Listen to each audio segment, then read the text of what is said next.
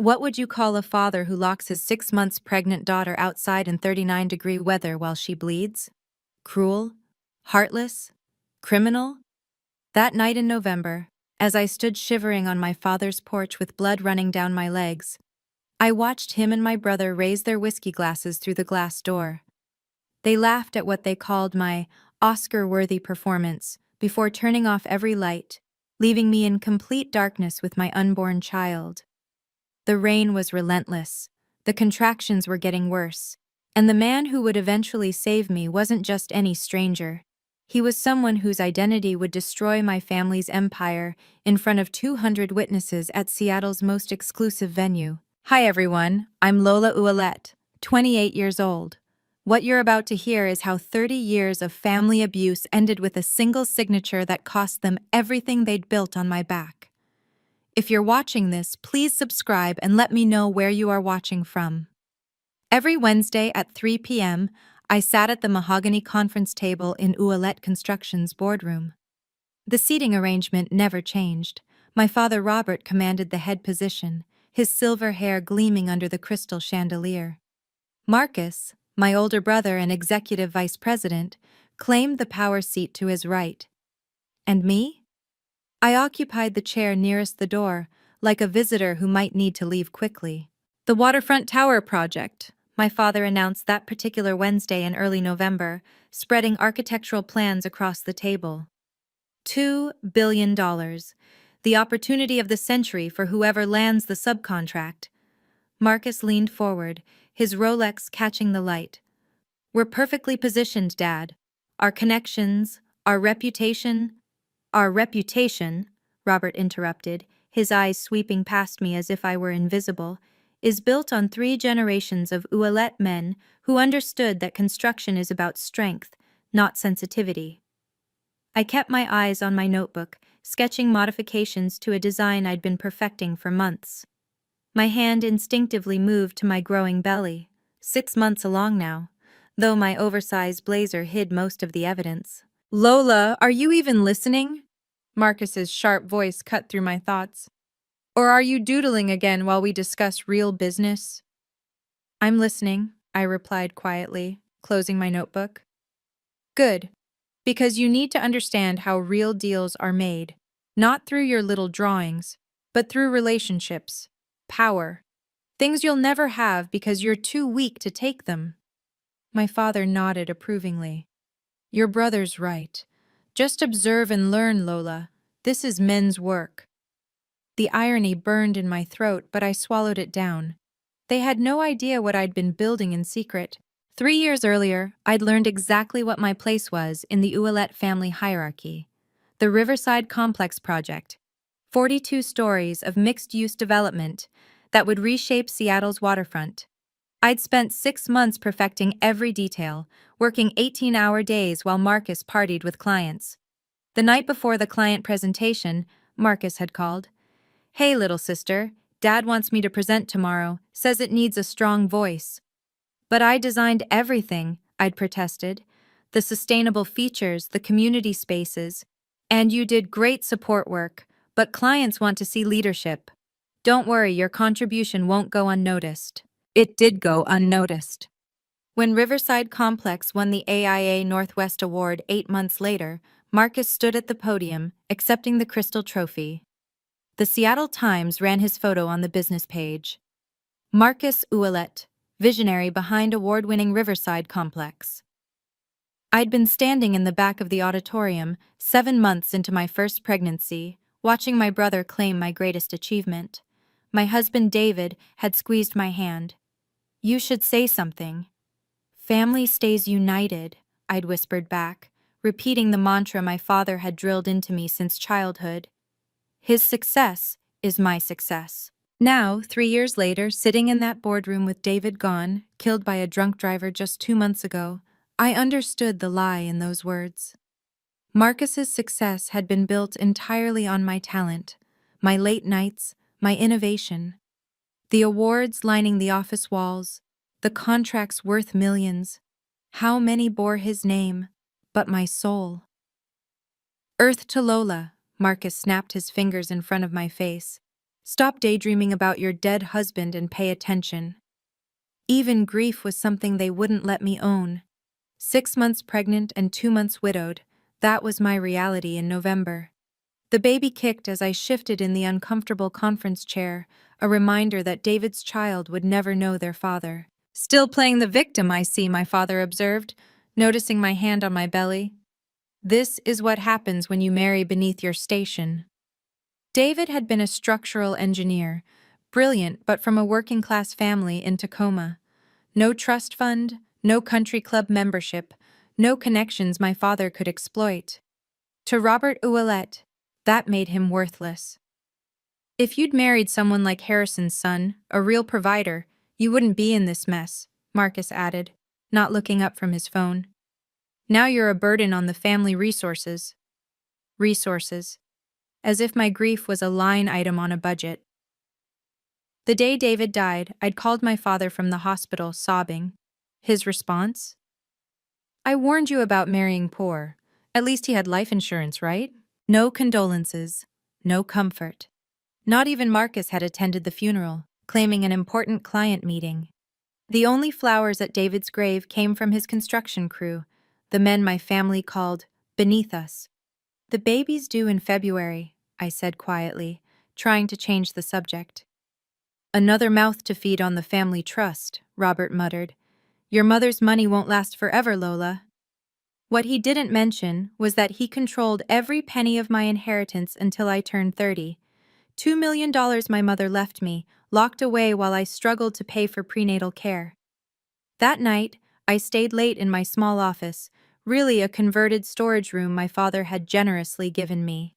While Ouellette Construction slept, I worked on something that would change everything. My computer screen glowed with intricate architectural plans, not for my family's company, but for a project they knew nothing about. The file name read simply, Project Phoenix. An email notification popped up at 11:47 p.m. From A.S. Subject, Revision 14. Brilliant work on the revision, L. Your vision for the waterfront is exactly what Seattle needs. The board is impressed. Can we schedule a video call tomorrow at noon? Discreet line as agreed. I quickly typed back. Confirmed. I'll use the secure connection. For 2 years, I'd been working in secret. Submitting designs under a carefully constructed identity. Building a reputation entirely separate from the Ouellette name. The email signature I used for this work read simply, L. Phoenix Independent Architecture Consultant. My phone buzzed with another message. Your sustainable design approach could revolutionize the industry. The innovation in Section 7 particularly, genius. Genius. Not adequate for a woman, not cute attempt, genius. I saved my work to an encrypted drive, then cleared my browser history. Paranoid? Maybe. But I'd learned the hard way that anything valuable I created in this building would inevitably become Marcus's next award-winning project. Tomorrow's video call would be crucial. The client was ready to move forward. They just didn't know they were about to hire Robert Ouellette's overlooked daughter. The manila envelope from Swedish Medical Center felt heavier than it should. I spread the bills across my kitchen table, each one a reminder of my vulnerability. $45,000 for specialized prenatal care, the price of a high-risk pregnancy after age 27 with complications. Pre-existing condition, the insurance rejection letter stated. Pregnancy-related anxiety disorder diagnosed prior to coverage period. My hands shook as I reviewed my options. The trust fund my mother left, $2 million that should have been mine, remained locked under my father's control until my 30th birthday, 14 months away. The irony wasn't lost on me. My mother had died when I was 16, leaving that money specifically for my independence. But Washington state law allowed the trustee, my father, to maintain control if he deemed me financially irresponsible. Marrying David without a prenuptial agreement had been all the excuse Robert needed. I pulled up my bank account, $3,147. David's life insurance was tied up in probate. The small salary my father paid me, deliberately kept low to maintain dependence, barely covered rent and groceries. The medical consent form stared back at me. Guarantor's signature required for payment plan approval. One signature. That's all I needed from Robert. As co-trustee, he could authorize medical expenses from the trust. It should have been simple. My phone showed 3 missed calls from Dr. Harrison's office. The voicemail was gentle but urgent. Mrs. Ouellette, we need to discuss your latest test results. Your blood pressure is concerning. Please call back immediately. I looked at the emergency medical form one more time, then placed it carefully in my purse. Tomorrow, I'd have to swallow my pride and ask my father for help. For the baby, I'd do anything, even beg. Preeclampsia indicators, Dr. Harrison said, his voice careful but firm over the phone. Your blood pressure is 145/92. The protein in your urine has doubled. Mrs. Ouellette, this is serious. I sat in my car outside Ouellette Construction, gripping the steering wheel. Through the building's glass facade, I could see Marcus in the conference room, laughing with clients.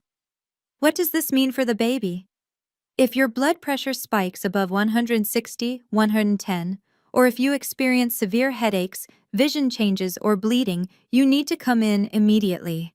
We're talking about potential placental abruption, premature delivery, or worse. Worse. The word echoed in my mind.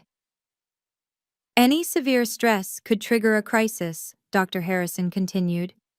Do you have family support? Someone who can help you stay calm, handle daily stresses? I almost laughed. Yes, I lied. My family is very supportive. Good. Get that guarantor signature today. We need to admit you for monitoring within 48 hours if symptoms worsen. After hanging up, I sat in silence. Inside the building, Marcus was now showing something on his laptop, probably claiming credit for another of my designs. My father stood beside him, proud hand on his son's shoulder. A wave of dizziness hit me. I checked my blood pressure on the portable monitor Dr. Harrison had insisted I carry, 150/95, higher than this morning. Just get the signature, I whispered to myself, practicing what I'd say. Don't argue. Don't defend yourself. Just get it and leave. My phone buzzed with a text from Marcus. Family dinner at Dad's tonight, 7 p.m. Don't be late and embarrass us again. The last time I'd been to my father's house was David's funeral day, when they'd refused to attend. If you've ever been dismissed by your own family when you needed them most, you'll understand what happened next. Before we continue, please hit that subscribe button and ring the notification bell. Your support helps me share these important stories about setting boundaries with toxic people, even when they're family.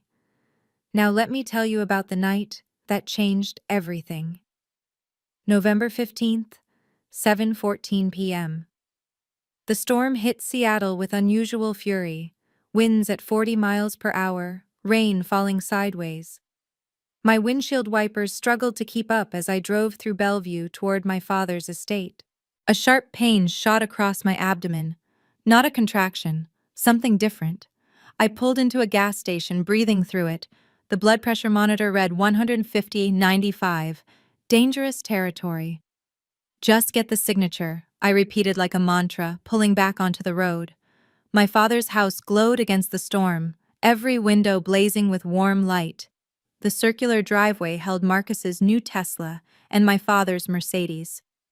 Through the dining room windows, I could see them both, crystal glasses raised, laughing at something on Marcus's phone. Another pain, stronger this time. I parked and checked my dress. No blood. Not yet. Thank God. The medical forms were safely in my purse, protected in a plastic folder. All I needed was one signature. 5 minutes maximum. I could do this. Walking to the front door, rain immediately soaked through my coat. The temperature had dropped to 39 degrees according to my car's display. Each step up the stone pathway felt heavier than the last. Through the glass panels beside the door, I saw them clearly. My father in his burgundy smoking jacket, Marcus in designer jeans and a cashmere sweater. The dining table was set for two. Only two. I rang the doorbell, my hand shaking from cold and something else. Fear? Humiliation? The laughter inside stopped.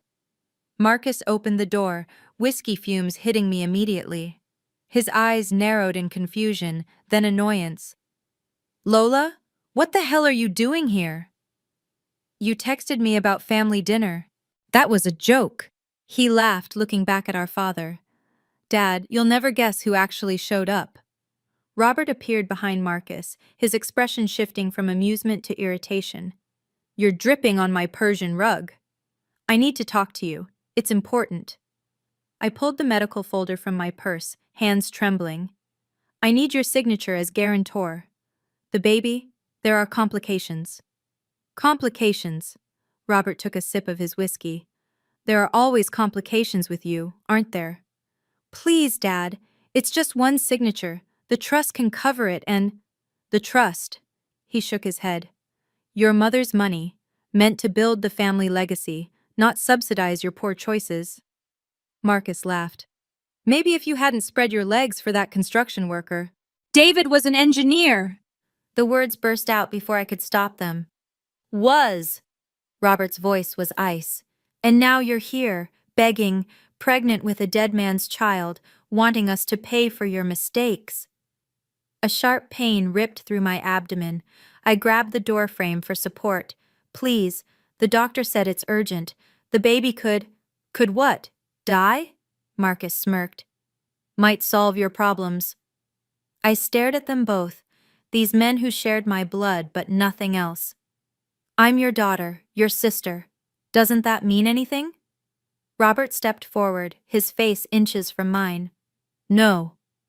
Marcus shoved me backward onto the covered porch. Not violently, just enough force to make me stumble. My hip hit the stone railing as I fought to keep my balance. You want to play the victim? Fine, play it out there. He gestured to the rain pounding just beyond the porch covering. Maybe the cold will teach you not to show up uninvited. Marcus, please. Oh, this is rich. Little Lola, always the martyr. He turned to our father. Should we watch the performance, Dad? Robert stood in the doorway, backlit by the warm chandelier. Your sister needs to learn that actions have consequences.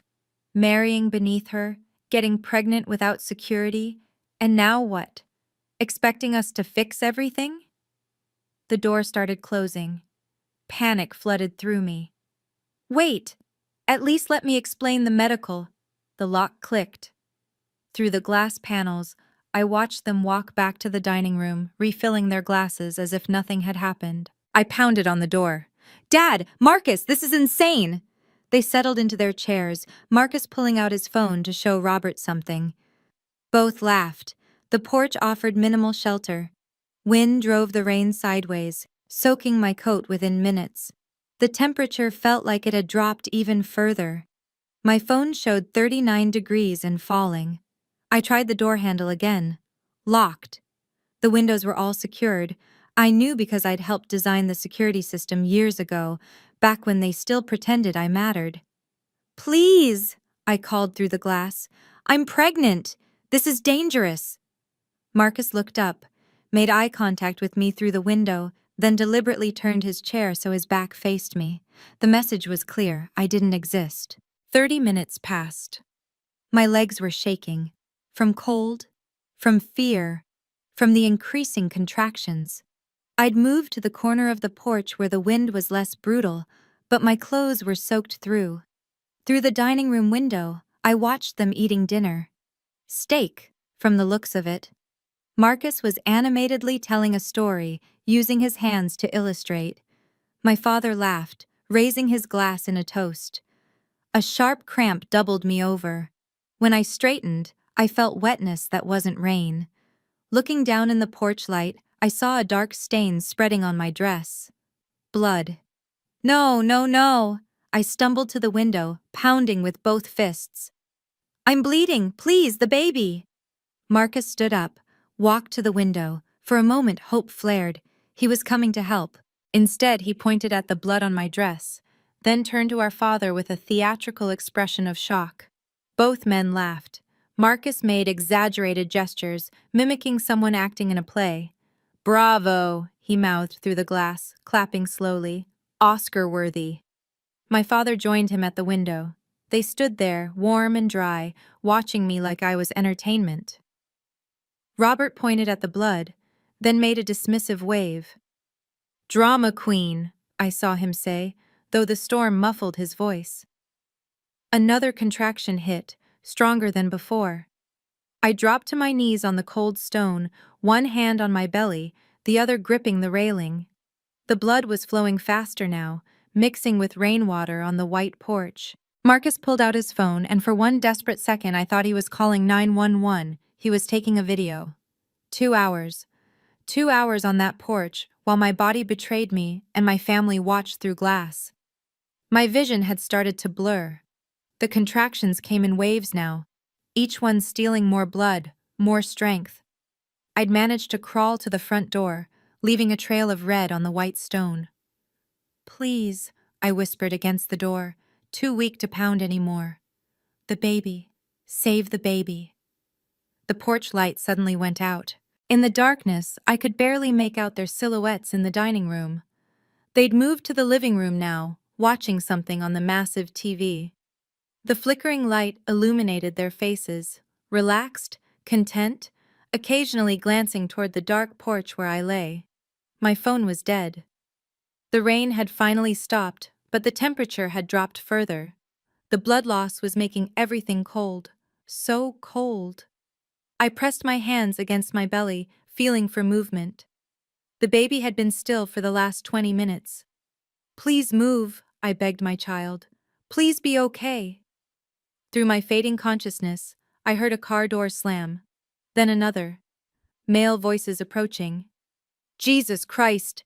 There's someone on the porch! Call 911! No, not 911. I recognized that voice, though my brain struggled to place it. "Lola? Oh my God! Lola, is that you?" Strong arms lifted me, warm coat wrapped around my shoulders, the scent of expensive cologne and leather. "We need to get her to the hospital now. She's hemorrhaging." The front door suddenly opened, light spilling out. My father stood there, his face shifting from annoyance to shock to fear. "What are you doing at my house?" he demanded. The man holding me stepped into the light, and I finally saw his face. Alexander Sterling. "What am I doing?" Alexander's voice was deadly quiet. "I'm saving your daughter's life. The daughter you left bleeding on your porch." Even through my haze, I felt the shift in power. Alexander Sterling wasn't just any CEO. He was Seattle construction royalty, the man whose approval could make or break companies like my father's. "This is a family matter," Robert started. "This is attempted murder." Alexander was already moving toward his Bentley, carrying me like I weighed nothing. "James, call Dr. Harrison at Swedish. Tell him we're coming in hot. Pregnant woman. Massive hemorrhaging." His driver was already opening the back door. Alexander laid me across the leather seats, his suit jacket under my head. "Lola, stay with me. Talk to me." His hand found mine, warm and steady. "The baby," I managed to whisper. "Not moving." "We're 3 minutes from Swedish Medical. You're going to be fine, both of you." Through the rear window, I saw my father and Marcus standing in their doorway, illuminated by the porch light they'd finally turned on. Marcus still held his whiskey glass. It slipped from his fingers, shattering on the stone. "Mr. Sterling!" I heard my father call out, his voice different now, panicked. "Wait, let me explain." But the Bentley was already moving, Alexander barking orders into his phone. "I need the head of obstetrics ready. Prep an OR. I don't care if you have to wake up the entire board." His hand squeezed mine. "Lola, I've been trying to reach you about the waterfront presentation. Why didn't you tell me things were this bad?" I wanted to answer, but darkness was pulling me under. The last thing I heard was Alexander's voice, fierce and protective. "Nobody hurts my lead architect, nobody." I woke to the sound of a fetal heart monitor. Strong, steady beats filled the room. My baby was alive. Thank God. Alexander's voice came from beside my bed. He looked exhausted, his usually perfect suit wrinkled, blood still staining the cuffs. You scared us. Us? Dr. Harrison appeared on my other side. Your baby is stable. We stopped the bleeding, but it was close. Another hour and… He shook his head. Mr. Sterling got you here just in time. How did you… Why were you at my father's house? Alexander's jaw tightened. I was driving back from a client dinner in Bellevue. I remembered you mentioned your family lived there. Thought I might drop off the final contracts for you to review. Then I saw someone collapsed on the porch. He pulled out a tablet, showing me an email dated September 1st. Sterling Development Group hereby confirms L. Phoenix as lead architect for the Waterfront Tower project. Compensation, $8 million plus 2% equity stake. I've been trying to reach you all day. The signing ceremony is in 5 days. We need you there. My family, they don't know about this. I gathered that. His expression darkened. What I witnessed tonight, Lola, no one should endure that, especially not someone carrying a child. They think I'm worthless, that I just draw pretty pictures while the men do real work. Alexander laughed, but it was bitter. Your pretty pictures are about to reshape Seattle's skyline, and they have no idea their daughter is the architect they're desperately trying to impress. What do you mean? Your father's been calling my office for weeks, begging for the waterfront subcontract. 2 years ago, I began, still weak, but needing him to understand. I submitted my portfolio to your company under a pseudonym, L. Phoenix. I remember, the innovation in your designs was unprecedented, but why hide your identity? Look at tonight. That's why. I shifted in the hospital bed, wincing. Every achievement I've ever had, my family has stolen. The Riverside complex that won the AIA award, I designed every inch. Marcus took the credit. Alexander's expression darkened further. The Riverside complex was yours? 3 years of my life. When Marcus accepted that award, I was 7 months pregnant with my first child, standing in the back of the room like a ghost. My God, Lola. So when your company posted that open call for innovative architects, I created a new identity, did all meetings virtually, sent assistants to site visits. I was terrified you'd find out who I really was and the Ouellette name would poison everything. Alexander stood pacing. I've been singing your praises to everyone, the mayor, the architectural board, the media. They're all expecting to meet my mysterious genius architect at the signing ceremony. I can't if my family finds out. Lola. He stopped pacing, his eyes intense. You designed a $2 billion project that will define Seattle for the next century. You did that while pregnant, while grieving your husband, while being abused by your family. You're done hiding. From his briefcase, he pulled out a folder. Every email, every contract, every design approval, all time-stamped, all legally binding. They can't steal this from you. For the first time in years, I felt something dangerous. Hope. Dr. Harrison returned with test results, his face serious, but relieved. The placental bleeding has stopped. Your blood pressure is stabilizing at 135/85, still high but manageable. The baby's heartbeat is strong. Can I go home? I asked, though I wasn't even sure where home was anymore. Not for at least 48 hours. You need monitoring. He glanced at Alexander. Mr. Sterling has arranged for you to stay in our VIP suite. He's also covered all medical expenses. Alexander, I can't accept… It's done. His tone brooked no argument. $8 million architects don't worry about medical bills. Dr. Harrison continued. There's something else. The stress levels you experienced tonight. Your cortisol was off the charts. What happened to you could have triggered a complete placental abruption. Your father and brother, essentially, tried to kill her and the baby, Alexander finished flatly. I was there. I saw everything. I'll need to file a report, Dr. Harrison said carefully. This falls under mandatory reporting for endangerment of a pregnant woman. Fear spiked through me. If you report it, everyone will know. Everyone should know, Alexander interrupted. But we'll handle this strategically. The signing ceremony is November 20th, 5 days from now. Your father and brother will be there, expecting to win that subcontract.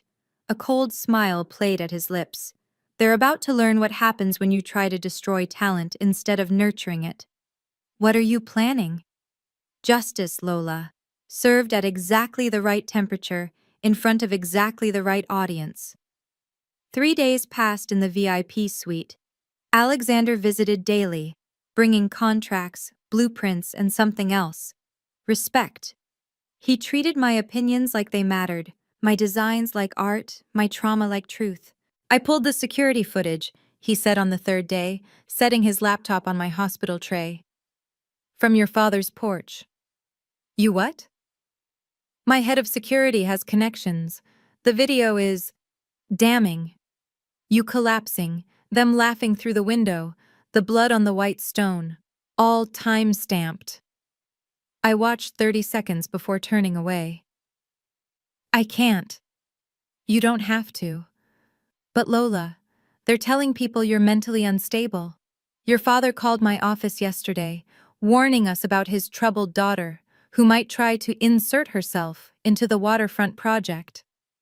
Rage, clean and sharp, cut through my exhaustion. He said what? He's trying to discredit you preemptively. He must sense something. Alexander closed the laptop. The signing ceremony is in 2 days, 200 guests, the mayor, the architectural board, every major construction firm in Seattle. Your father and Marcus have premium seats, table 2, right behind my executive team. They'll be there expecting to win the subcontract. Exactly. $150 million they're counting on. He leaned forward. I want you there. Not as Robert Ouellette's daughter, but as Elle Phoenix, lead architect. It's time to stop hiding. I thought about David, about our baby, about every stolen moment of recognition. What do I wear? I asked. Alexander smiled, the first genuine smile I'd seen from him. Whatever makes you feel powerful, because you are. November 20th, 2:00 p.m. The Four Seasons Ballroom gleamed with Seattle's elite. 200 of the city's most powerful people gathered for the waterfront tower signing. Crystal chandeliers cast golden light over tables draped in ivory linen. I watched from the VIP prep room as guests arrived. Through the door's crack, I could see table 2 perfectly. My father, resplendent in his navy Armani suit, glad-handing everyone within reach. Marcus beside him, designer everything, checking his phone between forced laughs. Ouellette Construction built half of downtown, I heard Robert telling the couple at table 3. The waterfront project needs experienced hands, not experimental nonsense. Alexander appeared beside me. Ready? I smoothed my black Carolina Herrera dress, the one David had bought me for our anniversary, the one that made me feel like myself. My 6-month bump was prominent now, no hiding it. They don't know I'm here? They think you're still in the hospital. Your father called there this morning, actually. Wanted to know if you were mentally competent to sign over power of attorney. Through the door, I watched Marcus lean over to a reporter. Sterling's being secretive about his architect, probably some East Coast import. No one knows Seattle like we do. The irony was delicious. Sarah Mitchell from the architectural board took the podium. Ladies and gentlemen, before we begin the signing, Alexander Sterling has asked to say a few words about the selection process. My father straightened in his chair, that confident smile spreading. He thought this was his moment. Alexander squeezed my shoulder. Watch this. He strode to the podium with the confidence of a man about to detonate a carefully placed bomb. What happened next at that signing ceremony left everyone speechless. If you're finding value in this story about standing up for yourself, please take a moment to like this video and share it with someone who needs to hear it. Your engagement helps these important messages reach more people. Now let me tell you about the moment everything changed. Before Alexander could speak, my father stood up, raising his champagne glass. The room turned to him. Robert Ouellette commanded attention wherever he went. "If I may," he said with practiced charm, "before we celebrate this magnificent project, let me share something about Seattle's construction legacy." Alexander paused at the podium, allowing it. I knew that look, giving my father enough rope. "Willett Construction has been building this city for 3 generations," Robert continued, his voice carrying perfectly. "My grandfather laid the foundations of the Space Needle. My father built the first high-rises downtown. And now, my son Marcus and I continue that tradition." Marcus stood, joining the impromptu toast. "We don't just build structures, we build the future. The waterfront tower deserves builders who understand Seattle's soul." Polite applause rippled through the room. Several investors nodded approvingly. "Which is why," Robert continued, his voice swelling with confidence, "we're honored to be considered for the primary subcontract. Our vision aligns perfectly with Sterling Development's standards." He was practically claiming the contract already. The hubris was stunning. "In fact," Marcus added, pulling out his phone, "we've already drawn up preliminary workforce allocations, 300 local jobs, all union, all Seattle families. Because family is everything to the Ouellets." Family. The word made me sick. From my hidden vantage point, I saw Alexander's jaw tighten. He let them finish their performance, then approached the microphone. "Thank you, Robert. Marcus, your passion for Seattle is noted." His tone was perfectly neutral, giving nothing away. "Now, before we discuss contracts, there's someone everyone needs to meet. The person without whom Waterfront Tower wouldn't exist." My father smiled broader, probably thinking Alexander meant him. He had no idea. "2 years ago," Alexander began, his voice cutting through the room's chatter, "Sterling Development received a portfolio that changed everything. The designs were revolutionary. 40% energy reduction, integrated community spaces, affordable housing seamlessly blended with luxury units."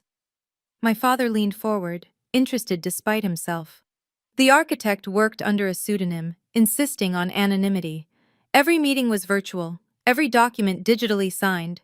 For 2 years, this genius reshaped our entire vision for Seattle's waterfront while remaining completely hidden. Murmurs rippled through the crowd. Marcus whispered something to our father, who shrugged. "Ladies and gentlemen, the waterfront tower isn't just a building. It's a statement about what Seattle can become, and the person who designed it understood something crucial. Architecture isn't about ego or legacy or family names." He paused, his eyes finding my father's. "It's about creating spaces where people thrive, regardless of their background. Where talent matters more than connections. Where innovation trumps tradition." The giant screens around the room flickered to life, showing my designs. The sustainable features, the community gardens, the way natural light would flood even the lowest income units.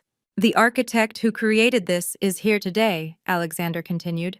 "They've been here all along, hidden in plain sight, overlooked by those who should have celebrated them most." My father was frowning now, something clicking in his mind. His eyes scanned the room, looking for an unfamiliar face. "Before I introduce them, you should know. This person designed these masterpieces while facing personal tragedy, family betrayal, and life-threatening medical crisis. Their strength humbles me." Alexander turned toward the VIP room, his hand extended. "Ladies and gentlemen, please welcome L. Phoenix, lead architect of Waterfront Tower." This was it, no turning back. The VIP door opened, and I stepped into the light. For a moment, the room held its breath.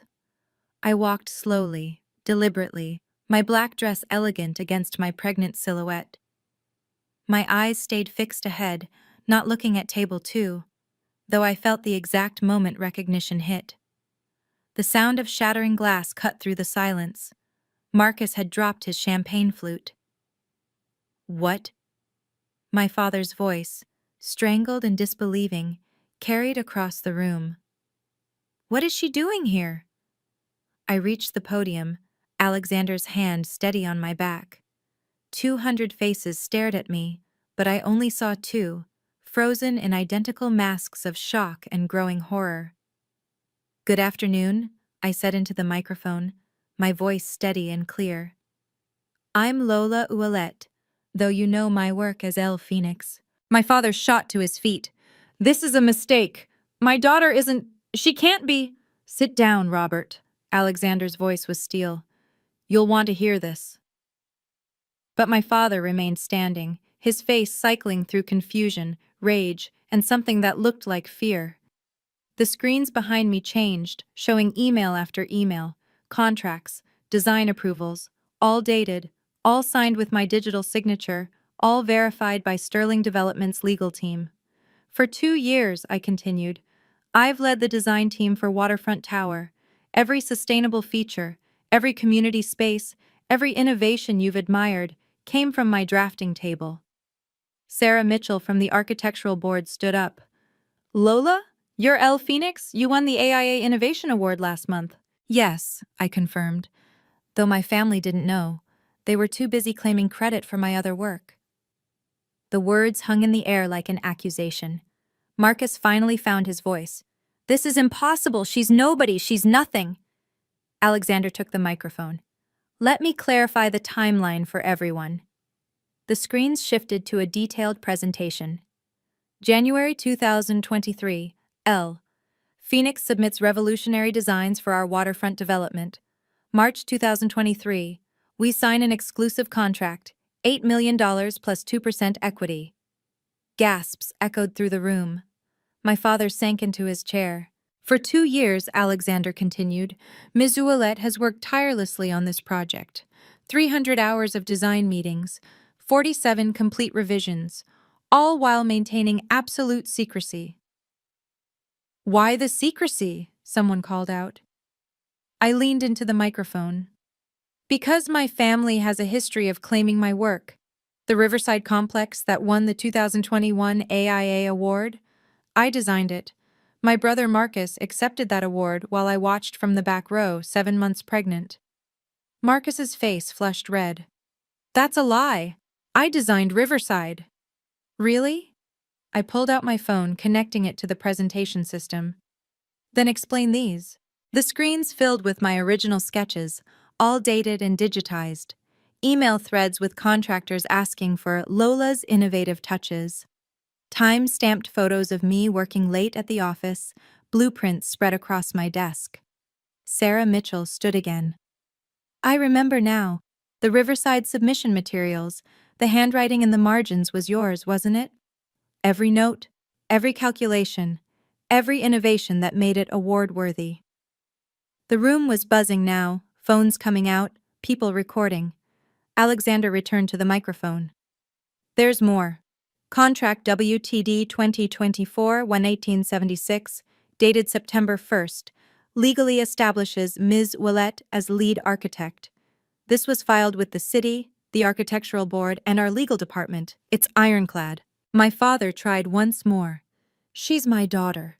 Surely the family connection. The family that locked her outside in freezing rain 5 nights ago? Alexander's voice turned ice cold. While she was 6 months pregnant and bleeding? The room went silent. I stood at the podium, finally ready to speak my truth to the room, and to them. The waterfront tower represents everything I believe architecture should be, I began, clicking to my presentation. It's not about ego or family legacy, it's about community.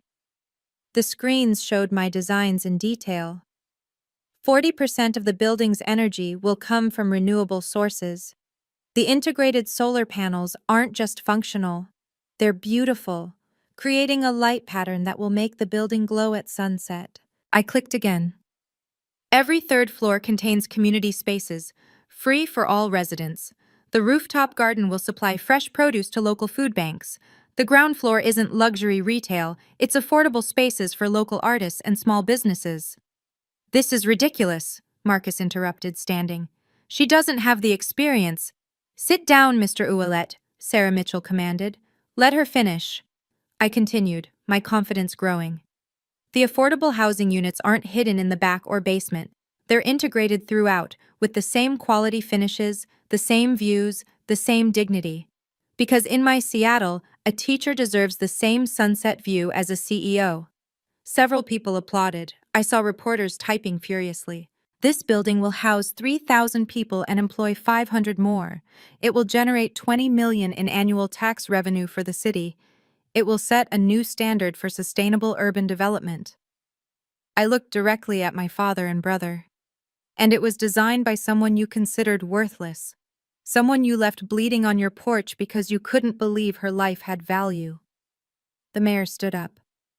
Ms. Willett, this vision is exactly what Seattle needs. The city is proud to support this project. My father's face had gone gray. Marcus was shaking his head, muttering, "No, no, no." But I wasn't done. Sarah Mitchell approached the podium carrying an award plaque. Before we continue, I need to make something clear. Last month, the American Institute of Architects awarded its highest honor for innovative sustainable design. The winner was Elle Phoenix for the Waterfront Tower project. She handed me the crystal trophy. Lola Ouellette, you are officially the youngest recipient of the AIA National Innovation Award in its 70-year history. The room erupted in applause. I saw my father's jaw drop. Furthermore, Sarah continued, the Architectural Board has been investigating claims of design theft in the Seattle market. Mr. Marcus Ouellette, you're listed as the architect for Riverside Complex. Can you explain the mathematical calculations for the cantilever on floors 15 through 20? Marcus went white. The calculations were... My team handled. Your team? Sarah's voice was sharp. Or your sister? This is a witch hunt, Robert stood, his voice booming. My family built this city. Your family built on the backs of unrecognized talent, Alexander interjected. He nodded to his assistant, who started a new video. This security footage is from 5 nights ago, November 15th. The room watched in horror as the grainy video played on the screens. Me, collapsing on the porch, the blood visible even in black and white, my father and Marcus, clearly identifiable, toasting through the window. That's attempted murder, someone whispered. At minimum, it's criminal endangerment, the mayor said, his voice hard. Of a pregnant woman. My father tried to speak, but no words came. Marcus had gone green.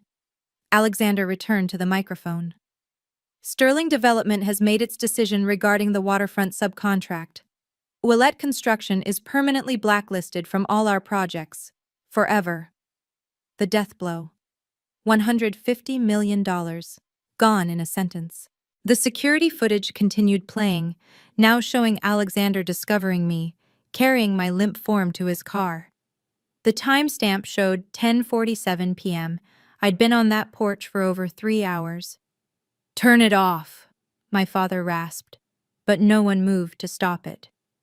The room was dead silent except for the sound of phone cameras clicking. Every major outlet in Seattle was represented. Tomorrow, this would be front-page news. Mr. Ouellette, a reporter called out, do you have any comment on your treatment of your pregnant daughter? It was a misunderstanding, Robert started. A misunderstanding? Dr. Harrison stood up from table 5. I hadn't known he was here. I treated Ms. Ouellette that night. She nearly died. The baby nearly died. Her blood pressure was at stroke levels. She'd lost a dangerous amount of blood. He pulled out his phone, reading from medical records. Severe dehydration, hypothermia onset, placental bleeding, preeclampsia crisis, all caused by prolonged exposure to extreme stress and cold while being denied medical care by her family. She's lying. She's always been dramatic, Marcus shouted, desperation creeping into his voice. I have the medical records, Dr. Harrison said coldly, and I've already filed them with the police. 2 uniformed officers entered the ballroom. I hadn't expected this. We're not here to make arrests, one said, addressing the room. Yet, but we need Robert and Marcus Ouellette to know they're under investigation. My father's legs seemed to give out. He collapsed into his chair. Around him, the other guests at table 2 had shifted away, physically distancing themselves from contamination. Marcus was typing frantically on his phone, probably trying to do damage control. But it was too late. The story was already spreading. Hashtag Ouellette's scandal was trending before the ceremony even ended. The empire they'd built on others' backs was crumbling in real time. Alexander returned to the podium, his voice carrying the finality of a judge's gavel. Let me be crystal clear.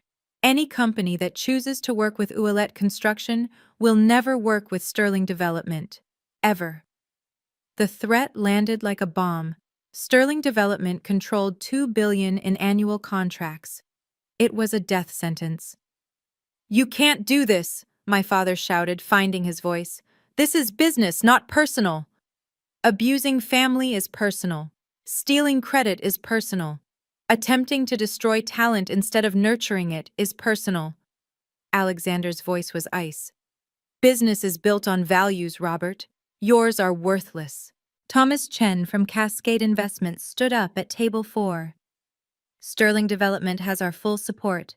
Chen Industries is also severing all ties with Ouellette Construction, effective immediately. Another investor rose, then another. Within minutes, 7 major firms had publicly cut ties. This is insane, Marcus screamed. Over her? She's nobody. Nobody, Sarah Mitchell laughed bitterly.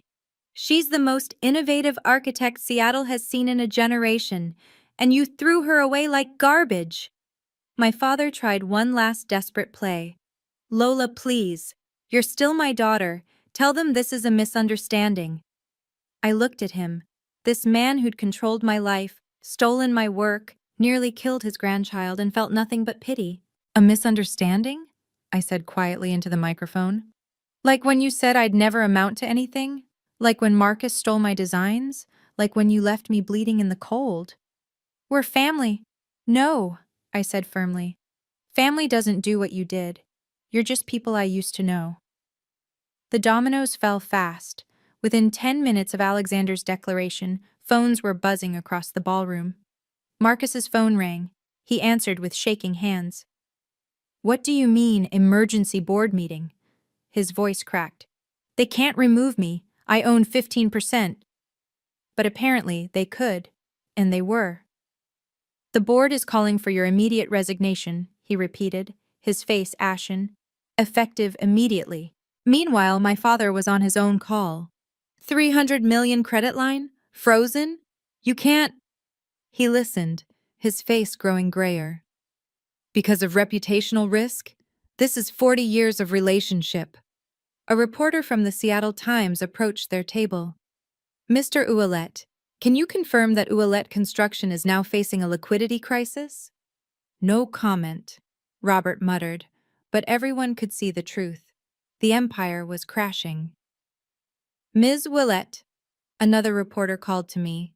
What's your response to your family's crisis? I thought carefully. I hope they use this as an opportunity for growth, for learning that talent and hard work deserve recognition, regardless of gender or family position. That's it? The reporter pressed. No anger? Anger is exhausting. I have a baby to prepare for and a building to complete. I don't have time for anger. Alexander leaned into his own microphone. Sterling Development will be establishing a foundation for women in architecture who face discrimination. Our first grant of $1 million will support pregnant women and new mothers in the field. He looked directly at my father. We're calling it the Phoenix Foundation, rising from the ashes of abuse. My father stumbled toward me as the crowd began to disperse, his perfect composure finally shattered. Lola, please, we need to talk. Security moved to intercept, but I held up my hand.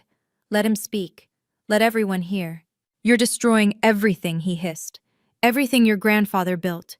Everything I've worked for. Everything you built on my work, you mean? I kept my voice level, professional. The Riverside Complex, the Harbor Square renovation, the Belltown Towers. Should I continue? You're still my daughter. Biologically, yes. But family is about love, support, protection. You locked me out in freezing rain while I bled. That's not family. That's abuse. Marcus joined him, desperate. We can work this out. We'll give you credit. We'll make you a partner. A partner? I almost laughed. I don't need your partnership. I have my own company now. This was news to everyone, including Alexander, who raised an eyebrow. Phoenix Architecture Studios, I announced. Opening next month, we'll specialize in sustainable, community-focused design, and we'll never, ever steal credit from our employees. This is revenge, Robert accused. No. Revenge would be pursuing criminal charges for attempted murder. This is consequence. I turned to address the remaining crowd. My father and brother made choices. Now they're experiencing the results. That's not revenge, it's justice. Lola. My father reached for me. Don't. I stepped back. You made your choice that night on the porch, when you laughed while I bled. Now live with it. As my father and Marcus were escorted out by security, the room transformed. Where there had been shock, now there was opportunity. Ms. Ouellette, a woman approached, Jennifer Park from Cascade Architecture. We'd love to partner with Phoenix Studios. We have 12 projects that could use your innovation. Before I could respond, another firm approached, then another. Within minutes, I had business cards from 10 major firms. Alexander smiled. I should mention, Sterling Development is prepared to offer Ms. Ouellette the position of Chief Design Officer, $500,000 annual salary plus equity. The number was staggering. There's one condition, he continued. We want Phoenix Studios as our exclusive residential partner.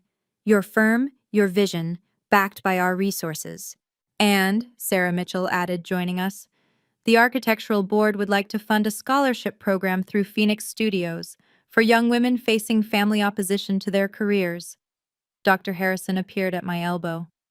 Swedish Medical wants to sponsor a maternity leave program for your employees. Full pay, 6 months, no questions asked. It was overwhelming. In 30 minutes, I'd gone from nobody to the most sought-after architect in Seattle. There's one thing I want to make clear, I said, addressing everyone. Phoenix Studios will donate 10% of profits to supporting women escaping domestic abuse, because talent shouldn't be trapped by toxic families. The applause was immediate and genuine. Your father and brother? Someone asked.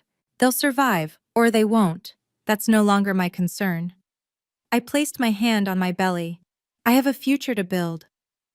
3 days after the ceremony, my lawyer, Patricia Hoffman, called with news that made me sit down. The judge signed the emergency order, she said, triumph in her voice.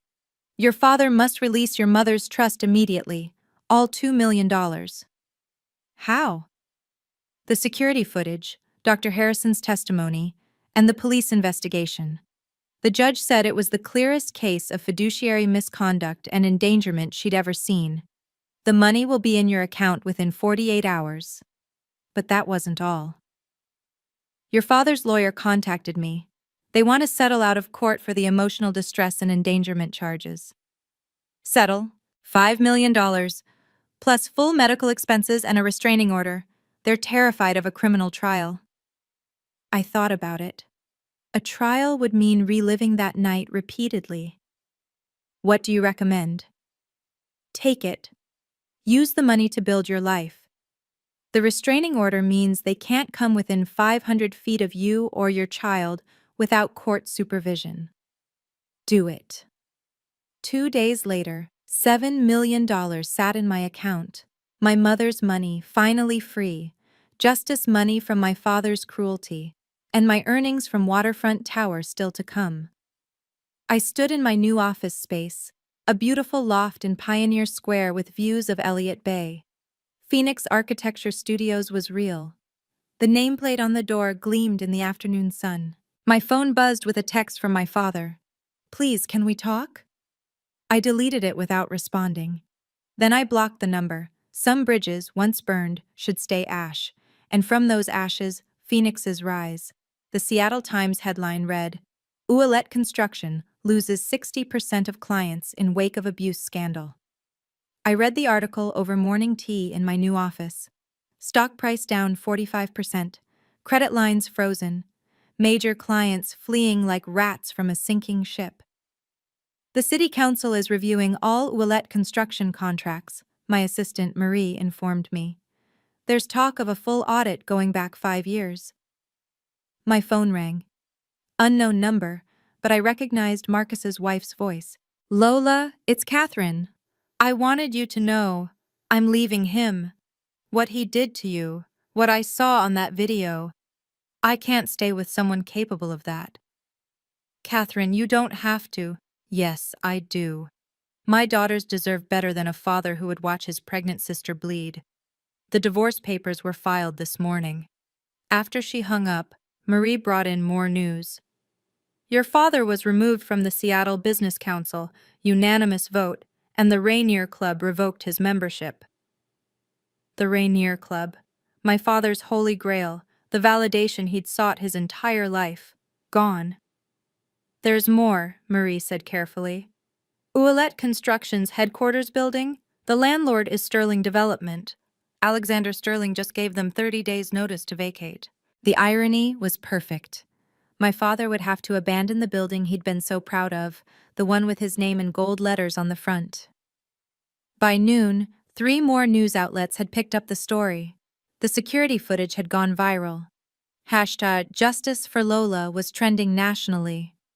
My father had wanted a legacy. He got one, just not the kind he'd imagined. The emails started a week after the ceremony. Long, rambling apologies from my father. Shorter, desperate ones from Marcus. I was wrong, my father wrote. Your mother would be ashamed of me. Please, let me meet my grandchild when they're born. Marcus tried a different approach. I'm in therapy now. I understand how toxic I was. I want to make amends. He'd even sent a check for $50,000 for the baby. I sent it back with a note. Your money won't buy forgiveness. Do the work first. Patricia, my lawyer, helped me draft formal terms. If they wanted any possibility of future contact, they had to. Complete 1 year of intensive therapy with a specialist in family abuse. Publicly acknowledge their theft of my work and issue formal apologies in the Seattle Times. Donate $1 million each to domestic violence shelters. Sign legal documents acknowledging my sole custody and limiting their access. These seem harsh, Patricia said. Harsh? I laughed bitterly. They left me bleeding in the cold. These are boundaries, not punishment. 2 weeks later, both had signed the agreements. The public apology ran on page 3. We, Robert and Marcus Ouellette, publicly acknowledge that we systematically stole design credit from Lola Ouellette, subjected her to emotional and physical abuse, and endangered her life and that of her unborn child. We are seeking professional help for our actions. It was a start. Not forgiveness, not reconciliation, but acknowledgement. Change takes time. Trust takes longer. And some wounds never fully heal. They just scar over, stronger than before. February 15th. Phoenix Architecture Studios officially opened with 12 employees, 9 women, 3 men, all brilliant, all previously overlooked by traditional firms. Our first project, a $50 million sustainable housing complex in South Seattle. The client specifically requested the L Phoenix touch. We're booked solid for 2 years, Marie announced at our opening celebration, and the waiting list keeps growing. The office was everything Ouellette Construction never was. Open, collaborative, walls covered with everyone's designs, all credited. A nursery in the corner for employees' children. Flexible hours, profit sharing. You did it, Alexander said, raising his champagne glass. You built something entirely yours. My water broke 2 hours later. Hope Phoenix Ouellette arrived at 3:47 a.m. on February 16th. 6 pounds, 4 ounces of perfect. As I held her, I thought about the night on the porch, how close we'd come to not making it. She's beautiful, the nurse said. Strong heartbeat, fighter like her mom. Through the window I saw Seattle waking up, the city my family claimed to own but never understood. It didn't belong to the Ouellettes or the Sterlings or anyone with a name on a building. It belonged to everyone who worked to make it better. Your daddy would have loved you, I whispered to Hope. And mommy's going to make sure you grow up knowing your worth isn't determined by your last name or who you marry or how well you please others. It's determined by who you choose to be. Phoenix Architecture Studios. Rising from ashes. Building the future. 6 months later, August afternoon. The coffee shop on Pine Street was neutral territory, public enough for safety, private enough for conversation. My father looked older, smaller somehow, his usual commanding presence diminished. Marcus sat beside him, fidgeting with his coffee cup. Across from them, I held Hope while my lawyer Patricia sat to my right. "Thank you for agreeing to this," Robert began, his voice uncertain in a way I'd never heard. "You've completed 6 months of therapy," I acknowledged. "Dr. Brennan says you're making progress." "We are," Marcus said quickly. "I understand now what we did. The narcissistic family system, the scapegoating, the—" "Don't quote your therapist at me," I interrupted. "Show me through actions." They exchanged glances. Robert pulled out a folder. "I've restructured Ouellette Construction. 30% of leadership positions are now held by women. We've implemented blind submission for all design credits, and we're funding a scholarship for female architects." "It's a start," I said. Hope gurgled, and both men's eyes locked onto her. The longing in their faces was obvious. "Can we—" Marcus started. "You can see her for 30 minutes once a month," I said firmly. "Always supervised. Never alone with her. Patricia will coordinate the meetings." "That's all?" My father's voice cracked. "You're lucky it's that much. You nearly killed us both." "We know," Robert said quietly. "I dream about that night. You on the porch, the blood, the cold. I wake up sick with myself." "Good. Maybe that sickness will keep you from ever doing it to someone else." We established the rules. No discussing my childhood with Hope. No gifts without approval. No showing up uninvited. No posting about her on social media. Any violation meant permanent cutoff. "I understand," my father said. "Whatever it takes." As we left, Hope reached toward them with chubby fingers. They both froze, afraid to move. "Next month," I said. "Earn it." Trust is earned in drops and lost in buckets. They had a long way to go to refill what they'd spilled that night on the porch. The Phoenix Foundation's first anniversary gala brought together 200 women in architecture. Women who'd been overlooked, undervalued, had their work stolen, women like me. 57 women have left abusive work or family situations because of the support this foundation provided, I told the audience. 57 phoenixes rising from their own ashes. One woman approached afterward, young, maybe 25, tears in her eyes.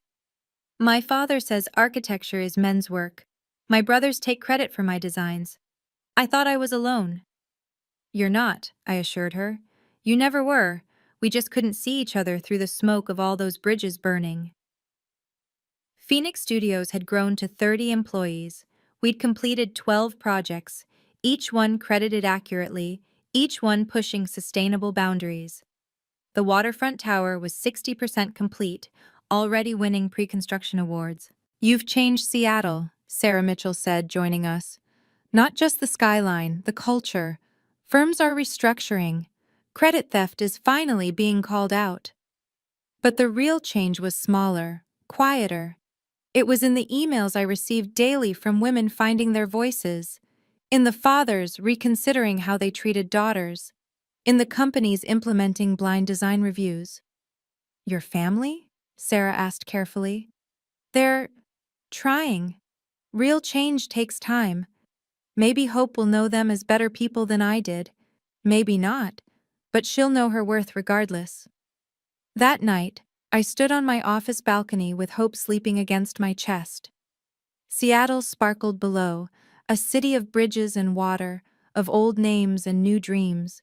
"You can love people from a distance," I whispered to my daughter. "You can forgive without forgetting. You can rise without revenge. Blood makes you related. Loyalty makes you family. And sometimes, the family you choose is stronger than the one you're born into." 1 year later, the waterfront tower's grand opening, 2,000 people gathered to see Seattle's new landmark, my design, finally built, reaching toward the sky like a promise kept. I stood with 18-month-old Hope on my hip, watching the ribbon cutting from the architect's platform. She pointed at the building, babbling excitedly. Yes, baby. Mommy built that while you were in my belly. We built it together. In the crowd, I spotted my father and Marcus, invited as regular guests, not VIPs. They watched from a distance, respecting the boundary. My father caught my eye and nodded. Acknowledgement without intrusion. Progress. Alexander took the podium. This building represents what's possible when talent is recognized, not stolen. When innovation is celebrated, not suppressed. When we lift each other up instead of tearing each other down. The crowd erupted in applause. Hope clapped her tiny hands, laughing. Later, as the sun set through the building's solar panels, casting rainbow patterns across Seattle, I thought about that night on the porch. How close I'd come to losing everything. How that loss had become my greatest gain. My phone buzzed with messages from women around the world, sharing their own stories of rising from abuse, of setting boundaries, of choosing themselves. This is what phoenixes do. We rise, we soar, and we light the way for others to follow. Thank you for listening to my story. If it resonated with you, please subscribe and share it with someone who needs to hear that it's okay to set boundaries with toxic family members. Your mental health and safety come first, always. Comment below with your thoughts. I read every single one. Remember, you deserve respect, especially from those who claim to love you. Until next time, stay strong.